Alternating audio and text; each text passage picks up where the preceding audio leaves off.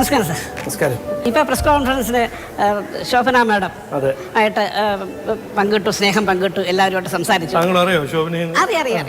ശോഭന മാഡത്തിനോട് തന്നെ ചോദിച്ചു, ഒരു മത്സരത്തിന് എന്തുകൊണ്ട് മത്സരിക്കുന്നില്ല എന്ന് ചോദിച്ചപ്പോൾ ആദ്യം മലയാളം ഒന്ന് നേരെ പഠിച്ചോട്ടെ എന്നാ ചോദിച്ചത്. താങ്കൾ മലയാള ഭാഷയിൽ എത്രത്തോളം ഇതിൽ നന്നായിട്ടുണ്ട്? ഞാൻ എൻ്റെ മലയാളം അറിയുന്നത് മലയാളമാണ്. ഞാൻ പഠിച്ചത് മലയാളം. ആദ്യത്തെ ഫസ്റ്റ് സ്റ്റാൻഡേർഡെല്ലാം തൃശ്ശൂരിലാണ് പഠിച്ചത്. അപ്പോൾ മലയാളം എഴുതാനും വായിക്കാനെല്ലാം അറിയാം. ഒരു ഫ്ലുവൻ്റ് ആയിട്ട് പബ്ലിക് സ്പീക്കിംഗ് എല്ലാം ഇപ്പോഴാണ് തുടങ്ങിയത്. ഇപ്പൊ തന്നെ കുറെ ആയിട്ടുണ്ടല്ലേ കേട്ടിട്ട് എന്ന് ഞാൻ വിശ്വസിക്കുന്നു. സന്തോഷം. താങ്കളുടെ വിഷൻ ഒന്ന് ചുരുക്കി നോക്കൂ. എൻ്റെ അങ്ങനെ ഞാൻ ഒരു വലിയ വിഷണറി ആണെന്ന് ഞാൻ പറയാൻ ആഗ്രഹിക്കുന്നില്ല. എനിക്കൊരു കോമൺ സെൻസ് ഉണ്ട്. ഞാനൊരു ഡൂവറാണ്. അതുകൊണ്ട് തിരുവനന്തപുരത്തിൽ ഞാനിപ്പോൾ ഈ 30-40 ദിവസത്തിൽ എല്ലാ സ്ഥലത്തും പോയിട്ടുണ്ട്. തിരുവനന്തപുരം ഡിസ്ട്രിക്റ്റിൽ ഇവിടെ എത്രയോ പ്രശ്നങ്ങളും എത്രയോ വിഷമങ്ങളും എത്രയോ വേദനകളും ഞാൻ കണ്ടിട്ടുണ്ട്, അറിഞ്ഞിട്ടുണ്ട്. ജനങ്ങളുടെ 10-15 കൊല്ലമായിട്ട് അവർ ഒരു വിഷമങ്ങളും പരിഹാരം ആരും ഉണ്ടാക്കുന്നില്ല, ഇങ്ങനെ കിടക്കുന്നു. അതിൻ്റെ പരിഹാരമെല്ലാം ഉണ്ടാക്കാൻ എനിക്കൊരു കഴിവുണ്ട്, താല്പര്യമുണ്ട്.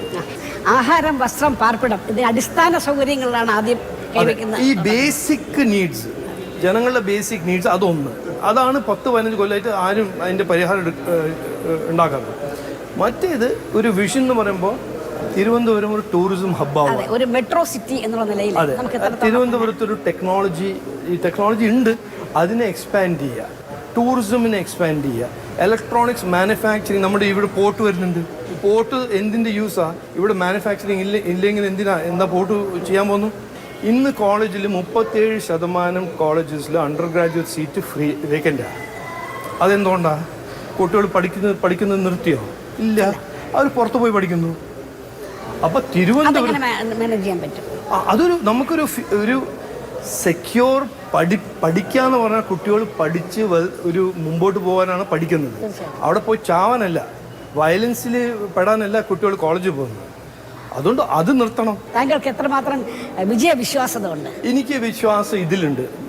തിരുവനന്തപുരത്ത് ജനങ്ങൾക്ക് മാറ്റം വേണം, ഒരു പുത്തൻ തിരുവനന്തപുരം വേണം. ഈ 10, 25, 30, 40 കൊല്ലമായിട്ട് എല്ലാവരും മടുത്തു. എല്ലാ ഇലക്ഷനിലും ഒരു സ്ലോഗണ്, പണി ചെയ്യാൻ ആരുമില്ല, ആ പഴയ പ്രശ്നങ്ങൾ തന്നെ വലിയ പ്രശ്നങ്ങളാവുന്നു. അത് എല്ലാവർക്കും മടുത്തു. Thank you sir. Thank you.